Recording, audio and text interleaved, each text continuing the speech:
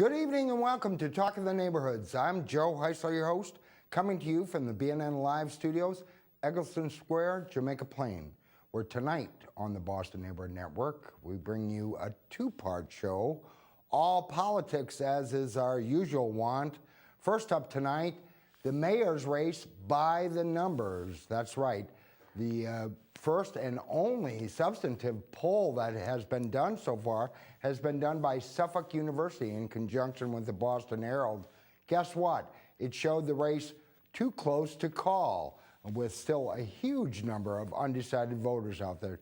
Tonight, we'll find out the numbers behind the numbers. Joining us, the Director of Political Research for Suffolk University, the father of the Suffolk poll, David Paleologos. Then on the second half, we could have yet another election this season. That's right, one of many. That includes several special elections. This, a referendum, perhaps only in East Boston, perhaps citywide, on whether the city should go ahead with plans for a casino at Suffolk Downs in East Boston. Joining us, Celeste Myers from No Casino in Eastie.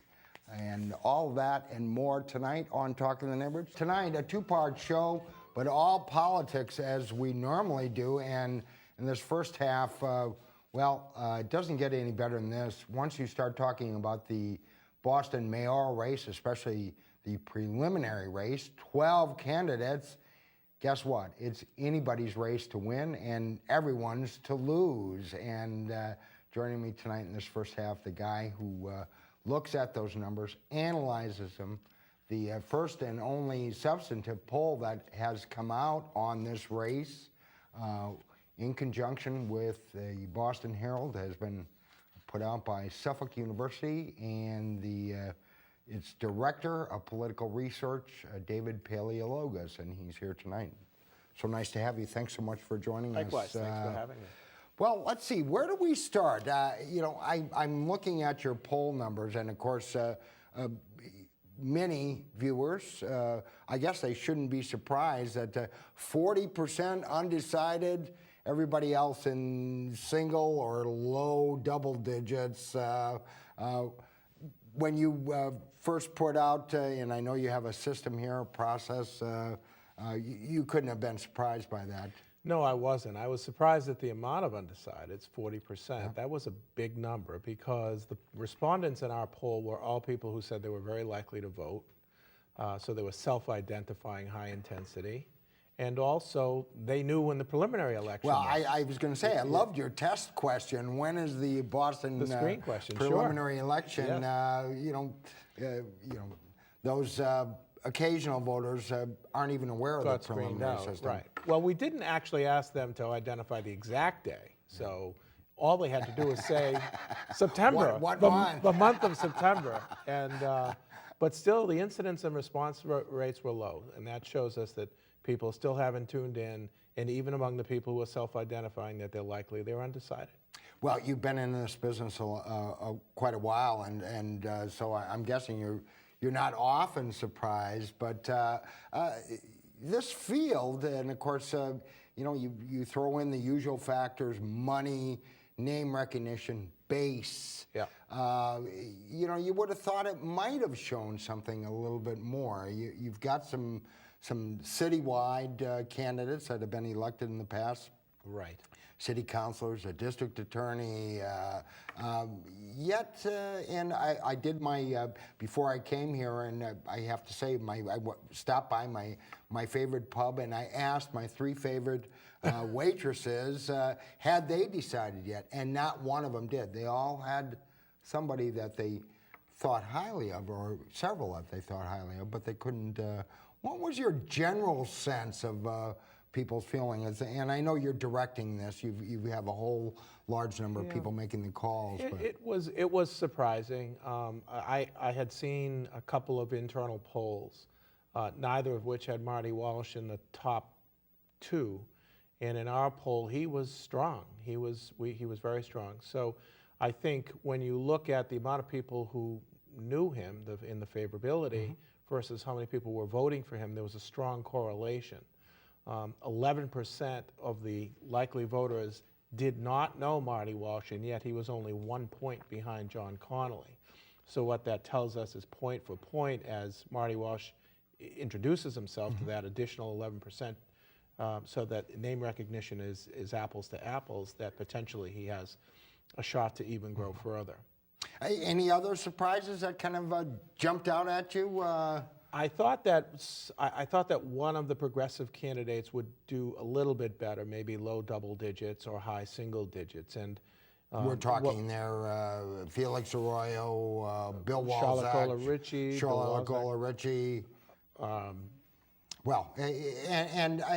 None of them are, conservative per se. Isn't that a fair assessment? Right, and the key is that they're splitting 25% of the vote, which is solid. And were there only one candidate, that candidate would be easily beating both John Connolly and Marty Walsh by a wide margin. But again, you've got 5 here, 6.6% there, 3%. Even Charles Yancey was getting 3% in the poll. I saw that. And they're all at each other's expense. And so that's sort of the thread that they have to sort of manage in the next 6 weeks. Well, and I want to ask you more about the implications of what you found, but tell us first, be sure and tell us now about the Suffolk poll, how it came to be, and I want to ask you about the sample that you had, and how, if you thought it fairly reflected what's likely to be the preliminary voters base. Okay, I think on the sample question was easy. I think it did, because we used all of the registered voters who voted in the presidential election, the November of 2012 election. And if they didn't vote then, they're probably never going to vote. The most current, recent, including all demographics, all groups, and then applying the screen questions so that they at least had to say that they were likely to vote and knew the month of the preliminary. In terms of how the research center got started, it's a long story that I'll try to boil down. Basically, I was teaching an adjunct course starting in 1995. I was 7 years in. I was only teaching one course in the spring.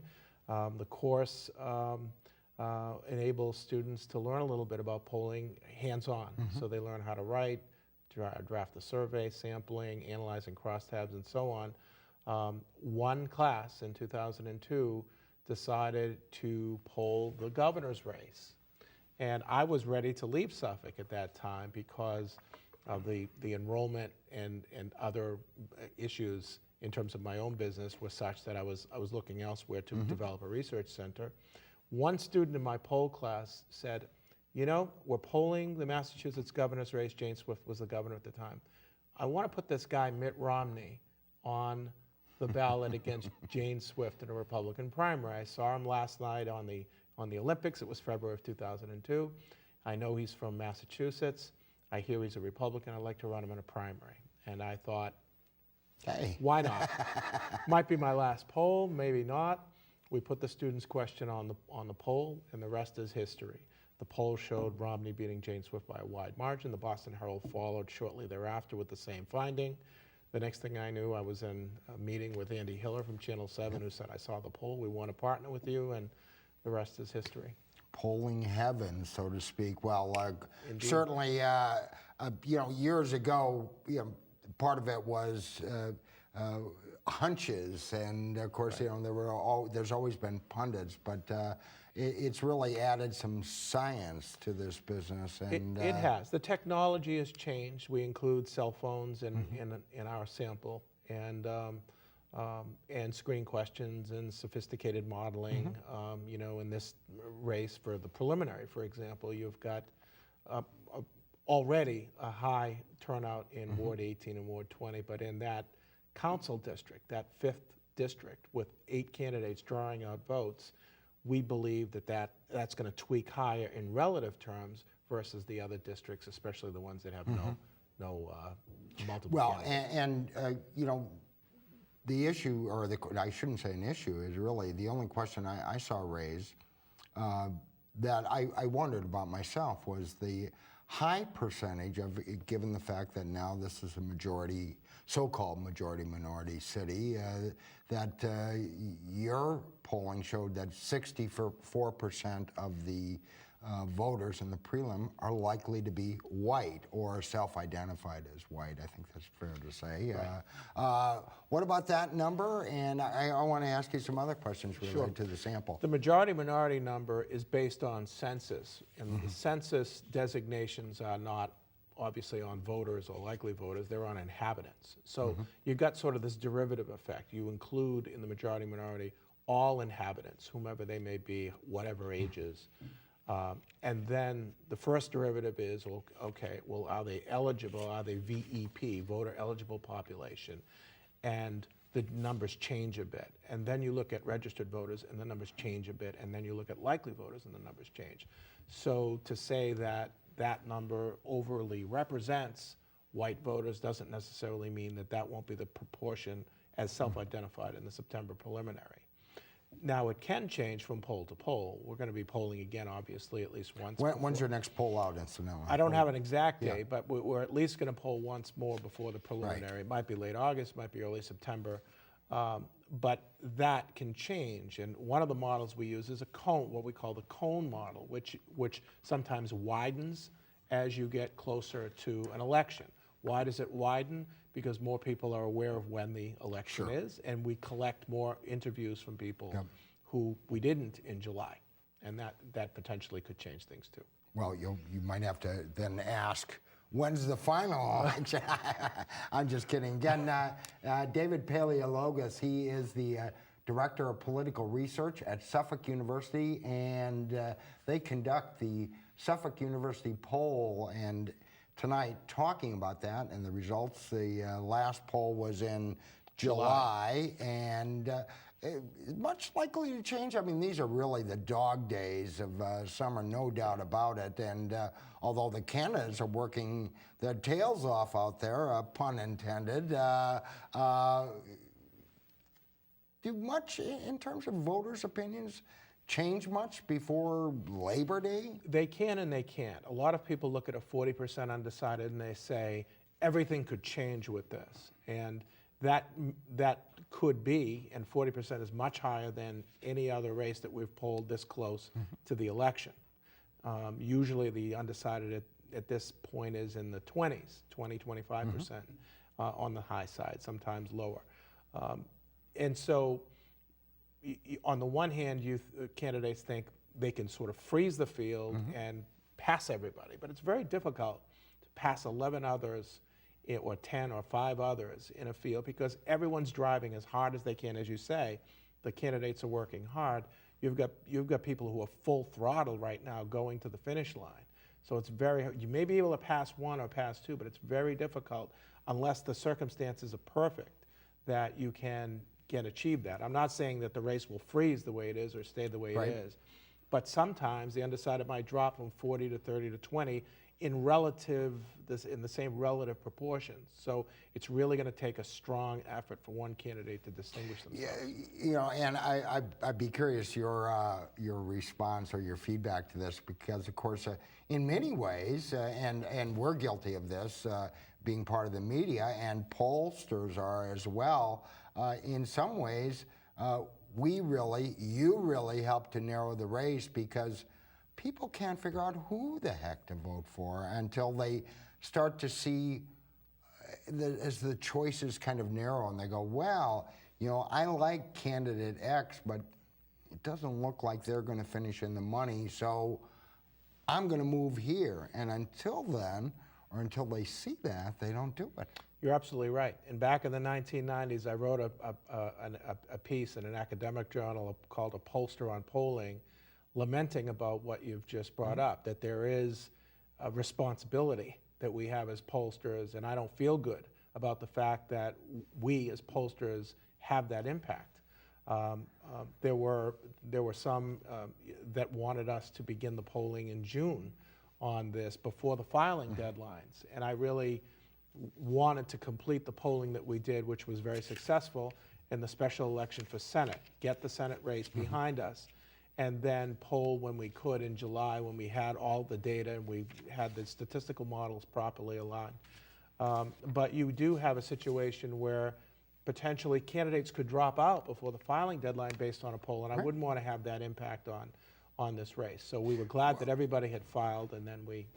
Well, and you don't want to count anybody out, but I mean, even, and part of it is, even a candidate who most people don't believe is a serious contender, City Councilor Charles Yancey is running for his council seat at the same time. He's so certain about it, but you know, he's showing up higher than some candidates that many people think could run the city, so to speak. Sure. And just for our viewers, in case you haven't been following, and I'm sorry, I lost a piece of my glasses here. The numbers that the Suffolk poll was showing were John Connolly in first place with 12%, Martin Walsh in second with 11%. Then you drop all the way down to Dan Connolly with 9%, Rob Consalvo at 8%. Who else we got there? And then in mid-single digits at 5%, and Charlotte Golorici, Michael Ross, Felix Arroyo at 4%. Yeah. And then you drop down to Charles Yancey at 8th, Bill Walczak 9th, John Barros 10th, and then Charles Clemens and David Wyatt, right. And David Wyatt. Yeah. No surprise there. But you know, as interesting as those numbers were, and the fact that they were so close, yeah. Because in theory, and I think most people think there's probably 9 of those 12 candidates could run the city. They could be mayor. They could do a credible job. Let's see, you take 9 candidates, divide 100%. I'm no mathematician, but you're talking about, you know, 10, 11%. What's it going to take for someone to make the runoff, in your mind, at this point in time, given the high percentage of undecided? Yeah. It's a good question. I think 20 or 21%. I think you're going to find a couple of candidates there, you know, at 20 or above, and then you'll sort of have near misses with a couple of other candidates in maybe the mid-teens, a couple of others in the low teens, and then the rest in single digits, and that pretty quickly eats up, you know, the 100%. 100% drops away. Of course, you know. As interesting as the numbers showed, the first choices, I found the question that you had relating to their second choices, because of course there's 2 campaigns here. There's the campaign in the prelim, and then the last 2 standing, who picks up the slack from the other candidates. And I found that rather interesting. Did you find any yes. nuggets in there that you saw? Yeah, I think there were some interesting sort of combos that emerged from that. So, you know, we saw, for example, Dan Connolly had a strong presence among second choice voters. So, you know, if he managed to get into the final election with, say, Marty Walsh, we know from the data now that the John Connolly voters and the Rob Consalvo voters were more probable to rotate to Dan Connolly's column. So that would be an ideal matchup for him. For John Connolly, the ideal matchup would be any of the top 3, because he's got the sort of the classic front runner standing among a lot of demographics. The biggest threat to John Connolly obviously would be to drop out of first place. That would be a story. He's always polled in first place. Yep. And so there's a lot of pressure on him and his organization to stay there. Or if a Charlotte Golorici emerged and it was a Connolly-Ritchie final, that could be problematic. Well, let me ask you about that, because you're talking about, you know, kind of sleeper candidates, dark horse candidates, whatever you want to call it. Who amongst that group is, in your mind, kind of a dark horse that if they made the final, they would be very, you know, dangerous, so to speak. They might have an opportunity there. There's half of the candidates are people of color. How much of a factor that is? Well, your poll shows, in theory, that's not so much a factor, but race and ethnicity, geography has always been a factor. Sure, it is in states and in Massachusetts, but The interesting part of this process is that you have a preliminary and a final election that draw two different skill sets from the same candidates. In the preliminary, it's all about voter ID, field, absentee balloting, elderly voters who are the best habitual voters. Yeah. And then you sort of switch to being a visionary. And there are some great visionary candidates in this field. Not that the top tier or top tiers are not, they are too. But there are equally some great candidates who may not have the field to make it past the preliminary, but who would be great candidates citywide. And that's in particular, anybody? Charlotte Golarici, I think, for sure. But you've got Felix Arroyo, the most popular candidate, although he's not getting the vote totals. But Bill Walczak, for example, he has an issue that he could really run with, which is the no on the casinos. Right. And we'll be talking about that later. But 43% of the respondents in the poll oppose the location of that. That's an issue that he doesn't have to split up with 6 or 7 other candidates like everything else in the poll. Yeah. That's a classic issue that he could make a springboard and sort of a litmus test for progressive values and vision. And even if he got half of the 43 or a third, he's he would be clearly have a good shot. Other good candidates too. Charles Clements.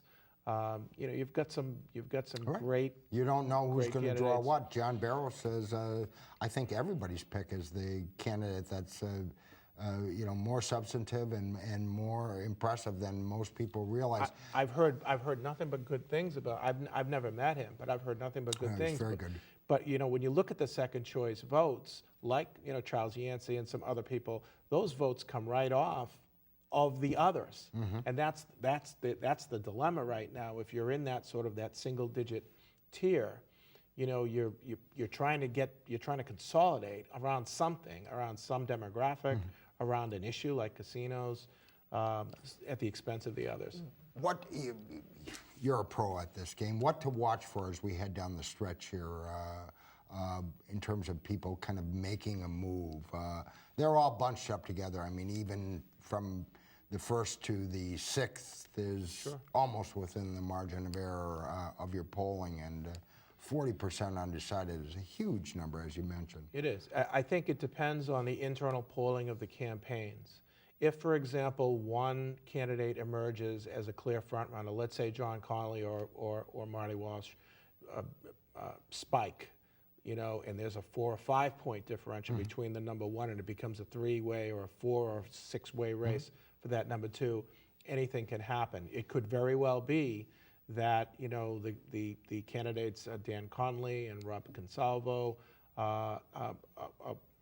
positioning themselves, and maybe you might see some comparative advertising or negative advertising, which might open up a hole, might be an opportunity for one of the single-digit candidates to if they have the money to advertise. And the organization, too. My own theory is that so many people got into this race because there is a demographic that no one knows where they're going, and that's, of course, young, urban professional types, mainly young people, who all voted, or most of whom voted in the presidential race, but no one knows whether they'll vote in a municipal race because, we're not sure how interested they are in municipal issues. But I sense that some people were drawn into the race thinking that demographic is out there, could be had, and are we likely to see a play or serious play for those? Am I wrong about that? And no. Are we likely to see a serious? I don't think so in terms of the likely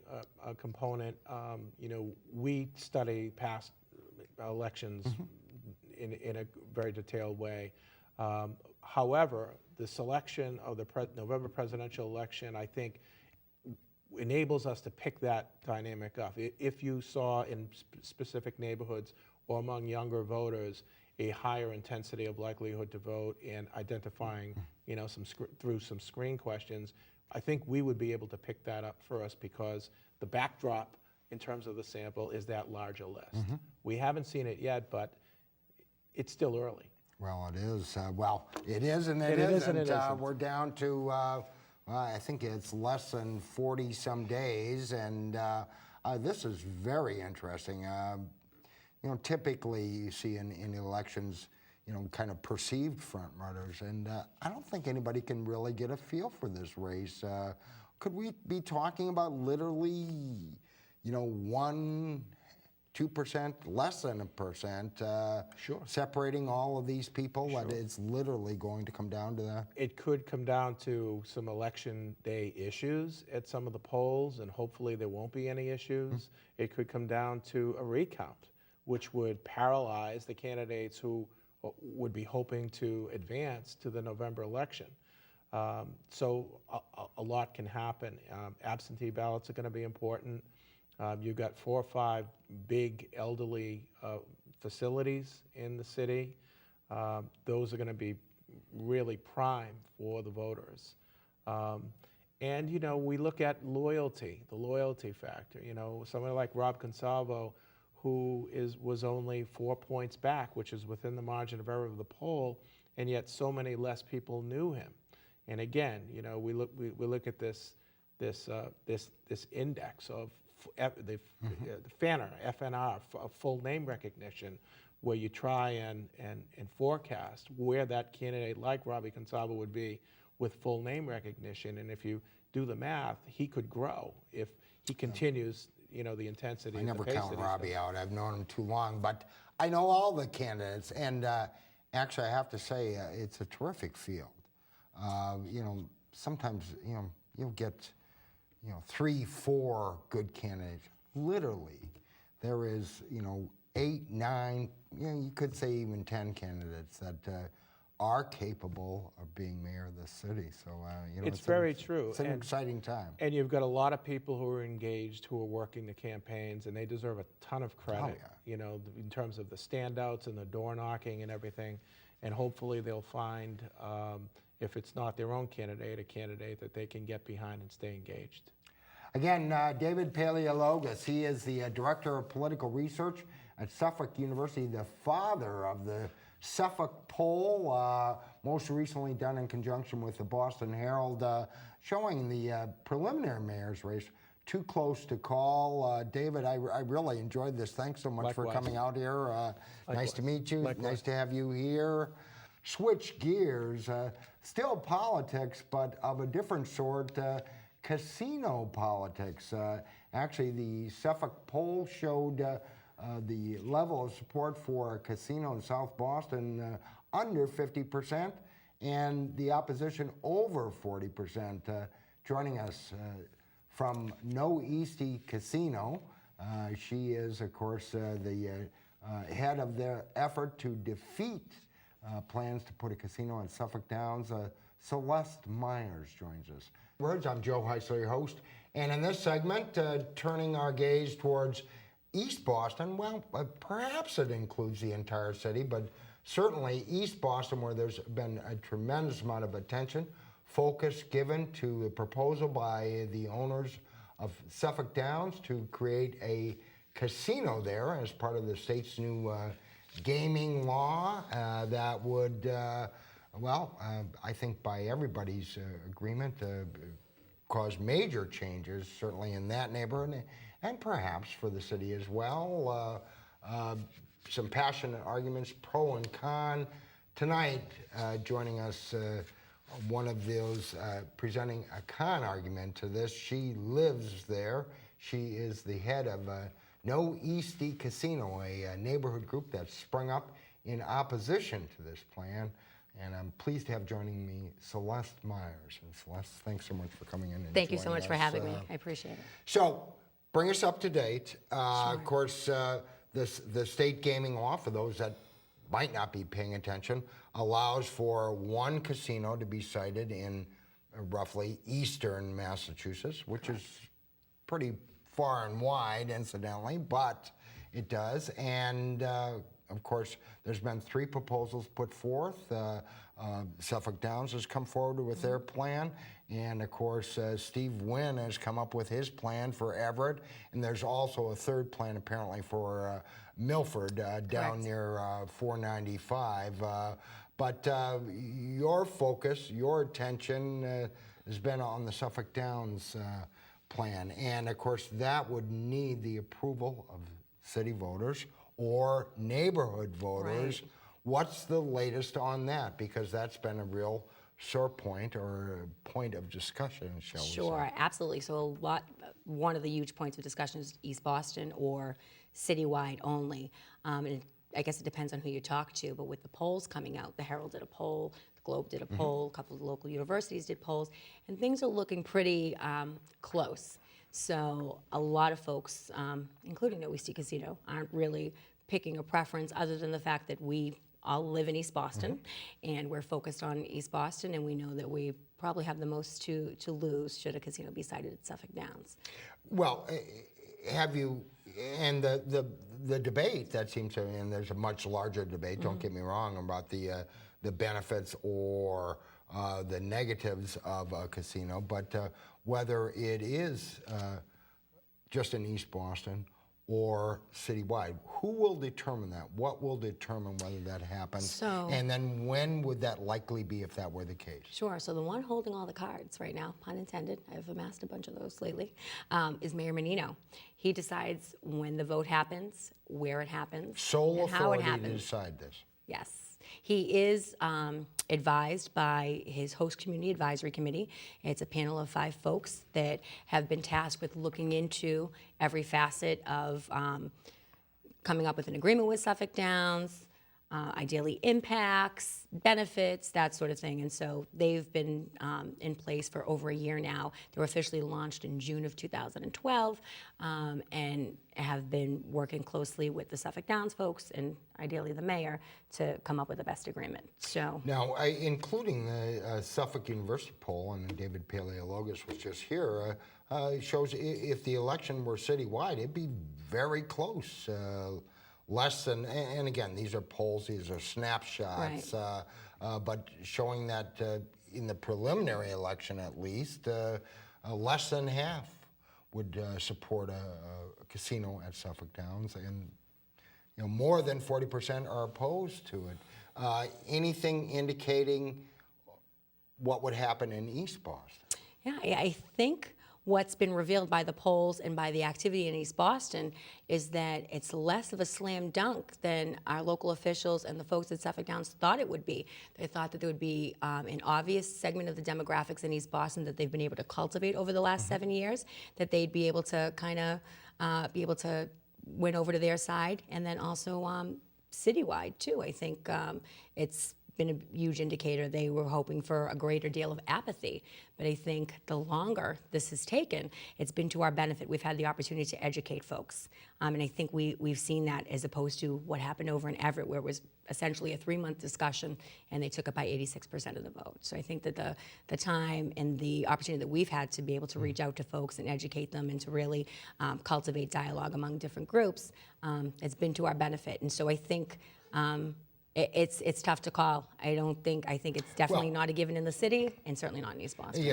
I think it's fair to say Mayor Menino has made his preferences clear. He's been supportive of a casino there. How much has Steve Wynn's entry into this and the city of Everett kind of toss those cards into the air? What kind of a factor is that having?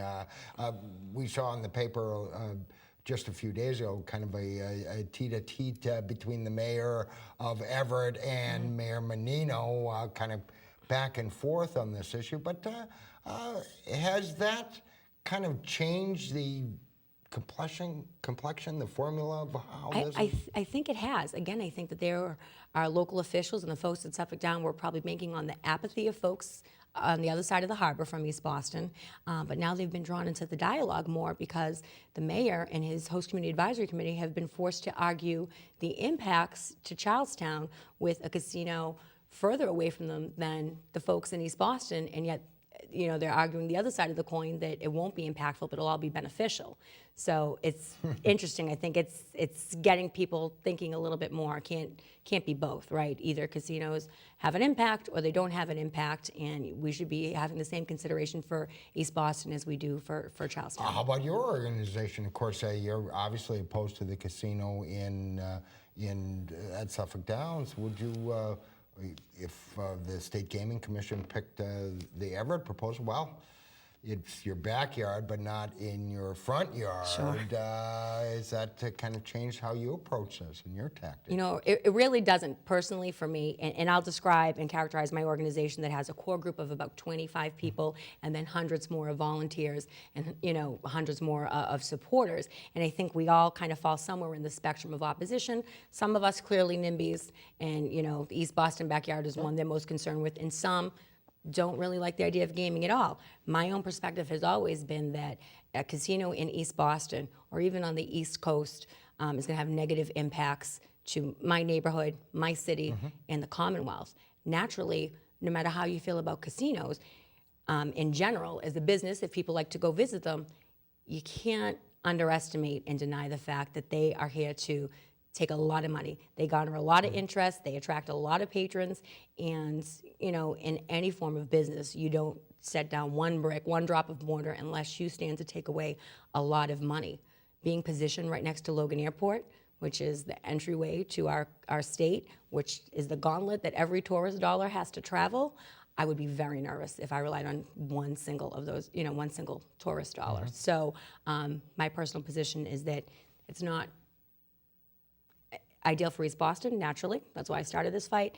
And having it sited in Everett is the difference from being ground zero of a blast site and being a few miles away. Right. Maybe you stand a slight better chance of surviving, but I still think it's a bad Just deal. lose your hair, you won't Yeah, die. yeah. You Get a little won't bit die singed. From the blast Right, rays. right. Do you gamble?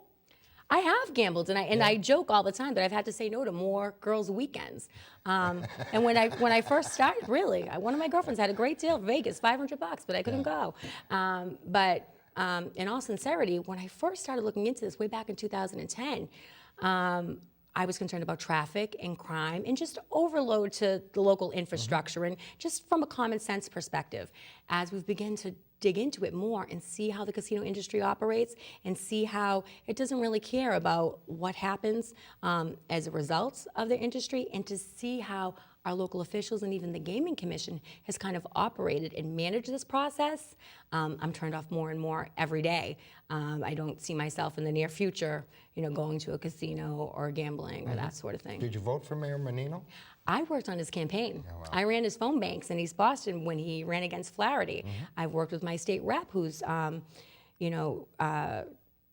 credited as being a key architect with the casino bill. So back in 2010, when it seemed like it was more of an inevitability that the bill would be passed at the legislature, I called him up, texted him. You know, hey, look into this, push for an independent cost-benefit analysis, push for a vote at the statewide level. And when the response I got was pretty much, don't worry about it, you know, pretty much mind your business, we got it handled, you know, that's when things started to percolate. Feel different about him now? I feel different about his point of view around the casino issue. And, you know, I have worked in a number of campaigns since 2007, worked very ardently around the clock for some of my legislators and representatives, but my home, my community, my neighbors, my family, my backyard is much more important to me than, you know, being in lockstep with any political official. Well, talking about that, of course, the mayor's leaving, and what once was seen as, I think, kind of a slam dunk by Suffolk Downs has become more and more in question. And perhaps if it goes beyond the mayor's term, who knows? I'm kind of curious about that, the impact that this is having now in the mayor's race. Sure. Now, I saw, of course, Dan Conley, and he touted it here when he was here, said, you know, he was not Mayor Menino's flunky or a boy following him, that he wanted a citywide vote. And are you seeing that impact? Are you feeling it amongst other candidates? Is there some... Well, it's interesting, right? So when we look at candidates that have kind of approached this outside of the box and thought about it a little bit critically and intelligently, there are two, right? Walzak recently and Conley have, you know, kind of broken. from the path. Yeah, absolutely. And the others kind of see it as a bullet to dodge. If it's a conversation they don't have to have, then they don't. And I'm very friendly with a number of them. But that's concerning to me, and it should be an indicator to anyone in any community in East Boston, we all have our issues that are near and dear to us. East Boston right now, it's the casino, and it's the fuel issue with Global Oil wanting to bring in the ethanol. Yeah. Those are the two big issues. And if a candidate's tactic is to dance around the issue and not address the most important issue to a community, how will that manifest in their term in City Hall? Well, and there's no candidate from East Boston, so certainly it's in Right. play, and it always has traditionally been a fairly high voting precinct. Right, and usually our elected officials are pretty much in lockstep, which means to say the city councilor and the state rep and the senator are usually on the same page.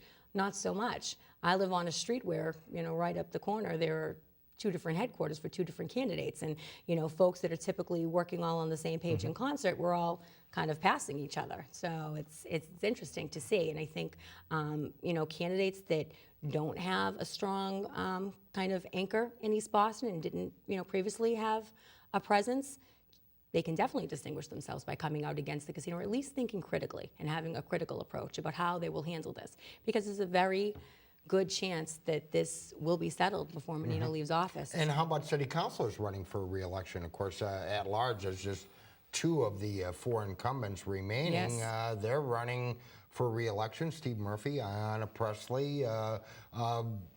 Ultimately, if I understand this correctly, city council, well, the mayor will make a recommendation. The city council has to kind of give approval to it. Is that correct? Well, or right, and incorrect? that was my understanding as well. And so we were naturally very disappointed that City Council did not take, a critical point of view with the No casino vote? issue. There no vote being taken on it, or? Very early on, I think in 2012, Steve Murphy attempted to launch a subcommittee to look into casino Right. impacts, I- and that I was very recall that. quickly dismissed. Yeah. I met with Steve Murphy along with a couple of my co-committee members early on, and we didn't get a lot of traction there. And his perspective pretty much was to kind of see what the Suffolk Downs folks are proposing. Now, if we all followed their lead, we would be at this juncture. There would have been no dialogue. It would have been 2 years later, and we'd been waiting for the mayor to release the agreement and then flip the switch on 2 months to investigate, share, disclose, all of that. And we haven't been able to get there in over a year and a half. Well, neighborhood referendum or citywide referendum, are you prepared? Are you ready? Of course, there has to be some vote taken by December 31st? By December 31st, the applications need to be filed. The applications are multiple parts, including an affirmative vote in the referendum. Are you ready for a campaign? Let's see. This might be the ultimate David versus Sure, Goliath. and we are running a campaign. Slow but steady, we're running a campaign. We are an official ballot question committee. We organized officially with City Hall in June of 2012. We've been, calling our neighbors, reaching out, pounding on doors, doing some visibilities here and there. There are some key pieces of information that we're missing. We're missing, impact studies, which we requested, which, according to language in the bill, the developers have to fund those and provide data. We haven't received those. The highest level, the whole Suffolk Downs campaign is run on jobs and opportunity. They keep it at the 50-foot view. They're describing 4,000 jobs to locals, although the other side of that coin is they can't promise any specific number of jobs to East Bostonians. If you don't get that information, could you file a legal challenge? Could we see the referendum process even delayed? Sure, well, we do have some volunteer attorneys working on our team, but not so much that we would be able to afford to sue, quite frankly. yeah. So if any benefactors want to step forward and launch a suit on our behalf, that would be great. But I think, look, we've been, had a few insults levied at us, and a lot of people try to discredit us for, having dubious reasons for wanting to stop a casino. And ultimately, it's because we want to live here, work here, raise our families, be successful here, whatever that means for each of us. And in order to do that, we need to be able to have as much information as possible to make critical decisions. I do come from a place of no, as do all of my committee members, but when challenged by someone who is pro-casino, I always remind them, then get your information. Find out how you get your opportunity. Find out how you get one of these $42,000 a year jobs. Because I tell them, I've worked in the hospitality industry for 25 years myself. I've yet to net a $42,000 pay a year working 40 hours. Most cocktail waitresses are $250 an hour. I bet that's not going to happen either. So, there's this, they people remind us that people have free choice, but it's only free choice if you have all the information you need to make that choice and that decision. Again, the group is called No Eastie Casino. My guest tonight, Celeste Myers, who's helping to head up that organization. By December 31st, we should see a vote, whether it's only in East Boston or citywide. I think has still yet to be determined. And if people want to find out more information about your organization, you have a website? We are. We're noeastiecasino.com, more easily accessible rather, at Facebook under No Eastie Casino, and our email is noeastiecasino@gmail.com, so we're pretty easy to find. Well, we appreciate you coming in. Thank you so much for having me. Will you come back as we get Absolutely, closer to the anytime, anytime. Again, Celeste Myers, she's one of those heading up the organization No Eastie Casino, a very interesting issue that could have an impact in the mayor's race and beyond. Unfortunately, we're out of time for tonight. You're watching Talking the Neighborhoods on the Boston Neighborhood Network. We're here tonight and every Monday night. We'll be back next week at the same time. Our guests, Representative Martin Walsh and Suffolk DA Dan Connolly, both candidates for mayor. Until then, for the entire staff and crew here at BNN TV, I want to thank you for watching. Have a pleasant evening. Good night.